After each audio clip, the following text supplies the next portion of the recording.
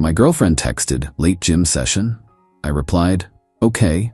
I found her car in the lot with her trainer. I tipped the valet $100 to box their car in. Now they're trapped and she won't stop calling me. I, 32 male, am, or rather was, a creature of habit. I liked my life the way I liked my coffee, strong, predictable, and devoid of unpleasant surprises.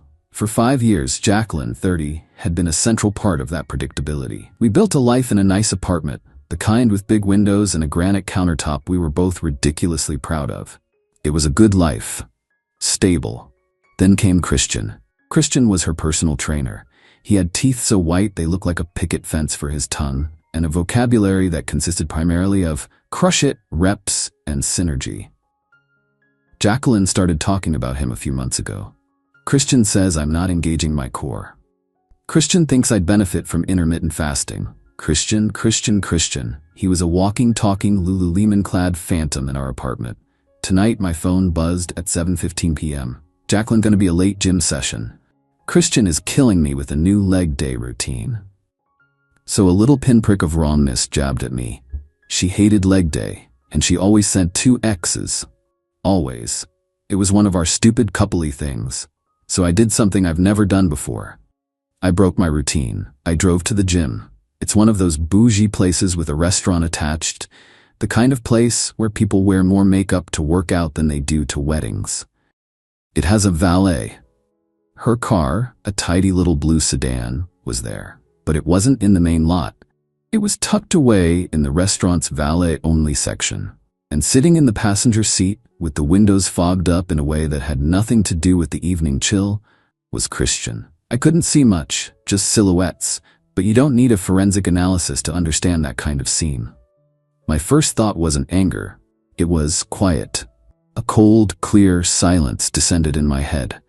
Hysteria is for people who think it will change something. I knew in that instant that nothing would ever be the same. The goal was no longer preservation. It was management. I parked across the street and watched for a minute. Then I walked over to the valet stand. A young guy, probably a college kid, was scrolling on his phone. "Excuse me," I said, pulling out my wallet. I placed a crisp $100 bill on his little podium. His eyes widened. "See that blue sedan over there? And the big black SUV next to it?" He nodded, suddenly very attentive. "I need you to find the biggest, most obnoxiously large truck you have in this lot," I said, my voice even. "And I need you to park it directly behind them, so close they can't even think about getting out. Bumper to bumper. Consider it a geometry problem." He looked from the 100 to me, a slow grin spreading across his face. "Yes, sir. Geometry problem. I can do that." I went home, I poured myself a whiskey. I sat on the couch we bought together, and I waited. 20 minutes later, my phone lit up. Jacqueline. I let it ring. It stopped. A few seconds later, a text. "Jacqueline. Hey, where are you? My car is blocked in. It's insane. Some idiot parked a monster truck behind me. Are you home? Pick up." Then the calls started again, one after another. I just watched the screen light up, her name flashing like a warning light. It was fascinating, really. The predictable escalation, the manufactured panic. Then, a new number. I answered, putting it on speaker. "Hello? Hey man, this is Christian." His voice was tight, annoyed. "Jacqueline's phone is about to die. We're kinda stuck here." "Oh, that's a shame," I said, swirling the whiskey in my glass. "How'd that happen?" "Some moron valet parked this huge truck right behind her car. The kid who did it is long gone, and the manager is giving us the runaround, saying the valet company is a separate contractor. It's a whole thing." The kid earned that 100, I thought. Bought the action and the plausible deniability. "We?" I asked, keeping my tone light. "I thought Jacqueline had a late gym session." A beat of silence on the other end. I could practically hear the gears grinding in his head, the ones not dedicated to squat form. "Yeah, well, we were just grabbing a post-workout smoothie," he stammered. "At 9 p.m., in her car, in the valet lot?" I asked, "Listen, man, can you just come get her or something? This is ridiculous." The entitlement. Oh, it was glorious, as if I were his personal Uber driver. "I don't think I can," I said, and a real, genuine sliver of pain cut through the cold. "I'm busy." I hung up. Jacqueline started calling again immediately. I ignored it. She switched to texts. "I can't believe you're doing this. What is wrong with you? I'm stranded. Christian was just giving me a ride. Fine, I'm taking a cab. We are going to talk about this. You've lost your mind. The final text confirmed it. Not, I'm so sorry. Not, we need to talk. But, you've lost your mind. The narrative was already being written in her head. I was the crazy, jealous boyfriend. They were the innocent victims of a parking mishap. They don't know it yet, but they're still trapped. The car is just the beginning. The box they're in is much, much bigger than they can imagine. Update 1. The confrontation the next morning was a masterclass in deflection. She didn't confess. She accused. You followed me. You embarrassed me. You have serious trust issues. The lie this time was that Christian's car wouldn't start and he was just waiting with her for a tow truck. A different story from the one he told me on the phone. Amateurs. The air in the apartment grew thick and toxic. We were ghosts haunting the same hallways. I couldn't eat, couldn't sleep. After 3 days of this silent Cold War, I knew I couldn't stay. I need some space, Jacqueline, I told her. I'm gonna stay with a friend for a bit. I saw a flicker of relief in her eyes, quickly masked by a look of faux concern. If that's what you think is best, she said softly. They let me go. They thought my leaving was a surrender. A friend of mine who lives in our building called me 4 days later. Hey, not to be weird, he said, but has that gym guy, Christian, moved in? His ridiculously large SUV has been in your designated parking spot for 2 days straight. So that was their strategy. Not to have a messy fight, but to simply wait for me to retreat and then fortify their position. Let me abandon the territory, then claim it as their own. It was a patient, insidious plan. But my leaving wasn't a retreat, it was a strategic relocation. While they were playing house, I was making quiet, deliberate moves. The first target was small but symbolic. In our living room, there was a large, expensive piece of abstract art we'd bought together. We called it the Chromatic Aberration. We'd split the cost, but I paid for it on my credit card, and she had transferred her half to me. The receipt, the original invoice, the credit card statement, all in my name. I went down to the county courthouse and filed a writ of replevin, a legal action to recover personal property. The filing fee was $75. Okay, the clerk said, stamping the forms. We'll get the other party served within the next 10 business days. You'll get a court date in the mail. Expect it to be in about 6 to 8 weeks. The wheels of justice grind slowly, I thought, but they do grind. It wasn't about the painting. It was about establishing a precedent. It was about documentation. It was about showing them that I will not be playing the game by their emotional, gaslighting rules. I will be using the system. And the system is patient, methodical, and does not care about your feelings. It only cares about the evidence. They think this is a domestic dispute. They have no idea it's about to become a paperwork war. Update 2. They escalated. I knew they would, but I didn't expect them to be so viciously creative. They weaponized the system against me in a way that was both brilliant and horrifying. Last Tuesday, 2 police officers showed up at my friend's apartment. My heart hammered against my ribs, but I kept my face calm. They were responding to a harassment complaint filed by Christian Vance. Christian claimed I had been driving by the apartment, making threatening gestures, and had left a disturbing note on his car. All of it was pure fiction. I hadn't been within 5 miles of the place. The police were professional but firm. They took my statement, but it was clear it was a he said, she said situation. Just stay away from the property and from him, sir. Let things cool down, one of them advised. That police report was just the first stage. 3 days later, I was served. Jacqueline had used that flimsy police report as grounds to file for a temporary restraining order, TRO. She claimed to be in fear for her safety due to my increasingly erratic and obsessive behavior. The order was granted by a judge who saw a woman claiming to be scared of her ex-boyfriend. It's an easy box to check. The TRO was legally binding. I was forbidden from coming within 100 yards of Jacqueline and our shared apartment. They had done it. They had used a perverse twist of the law to legally bar me from my own home. My landlord, Mr. Arthur, called me that evening. His tone was chilly and distant. I've been sent a copy of a restraining order, he said. Per the order, you are legally prohibited from accessing the property. I have to abide by the court's instructions. We can discuss the future of the lease after your formal hearing, but until then, my hands are tied. They had won. It was a checkmate move. I was legally exiled, paying rent on an apartment I couldn't enter, while my ex and her lover lived there, rent-free on my dime. For a day, I felt that cold dread again, the feeling of being outmaneuvered. But vulnerability is just a data point. It tells you where the weakness is. My weakness was being cut off from my home. Their weakness? Their entire scheme was built on a foundation of gross unprofessionalism.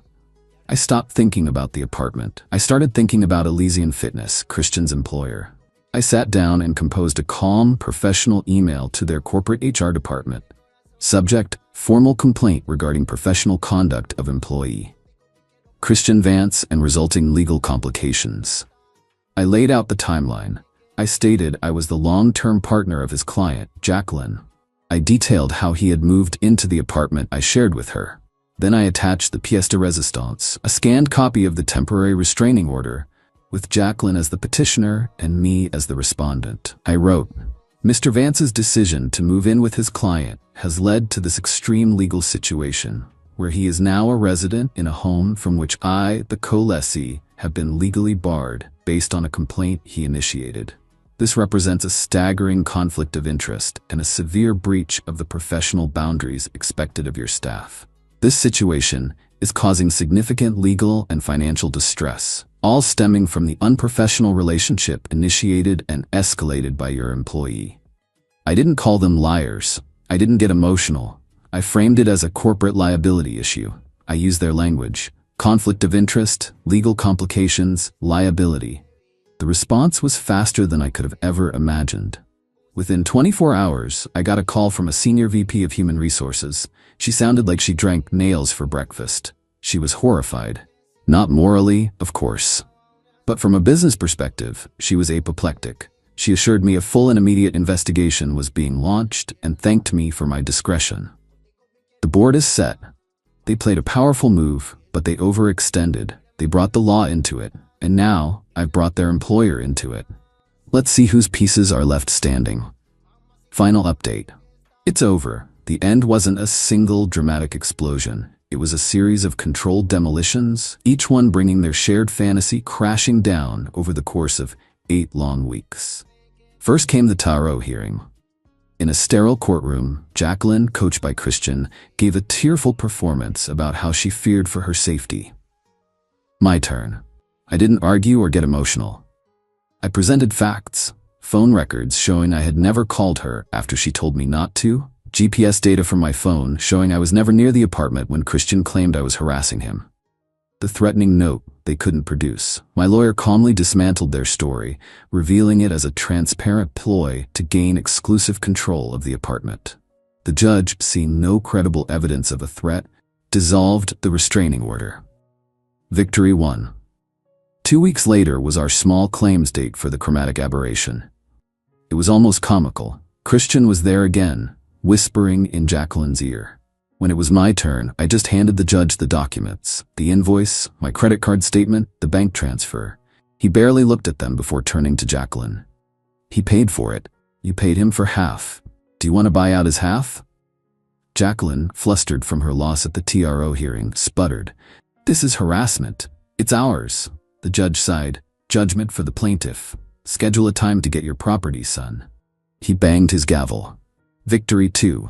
A small one, but it was another official document proving my case. These court judgments were just the beginning. The real damage was happening elsewhere. Elysian Fitness. The HR investigation was as swift and brutal as I'd hoped. A premium gym cannot have trainers who start affairs with clients, move in with them, and then get entangled in restraining orders and police reports. The copy of the TRO I sent them was the nail in his coffin. It was concrete proof of extreme unprofessionalism. He was fired for gross professional misconduct and actions bringing the company into disrepute. His income, the very foundation of their plan, vanished. The landlord. Armed with the dissolved TRO and the small claims judgment, I scheduled a meeting with Mr. Arthur. I laid out the documents. I also politely informed him that Christian Vance was no longer employed by Elysian Fitness due to the circumstances. The narrative flipped instantly. I was no longer the unstable ex. I was the tenant who had been wronged and was vindicated by the court. They were the ones who had lied and lost their source of income. Mr. Arthur, fearing a lawsuit from me for the initial hassle, immediately served them a 30-day notice to either re-qualify on Jacqueline's meager income alone, impossible, or vacate the premises. The social circle. The truth unraveled. My friend from the building told others about Christian moving in the second I left. Our mutual friend, Jean, saw the whole story with clear eyes. My quiet factual success in court stood in stark contrast to the dramatic, false narrative Jacqueline had been spinning. People saw them for what they were. Their support system evaporated. The end. Jacqueline called me one last time from a blocked number. She was crying, not tears of remorse, but tears of rage. "I hope you're happy," she sobbed. "You've ruined everything. Christian lost his job. We're being evicted. All because you couldn't handle being left. You destroyed our lives." I waited for her to finish. The silence stretched. "I didn't do anything, Jacqueline," I said, my voice completely steady. "I just followed the rules. You're the ones who tried to break them. I just filled out the paperwork." I hung up and blocked the number. I moved back into the apartment last weekend. It's quiet. I had movers pick up The Chromatic Aberration. I don't want it. The symbolism is a little too on the nose. I'm selling it and using the money for a long vacation. They aren't tragic figures who learned a lesson.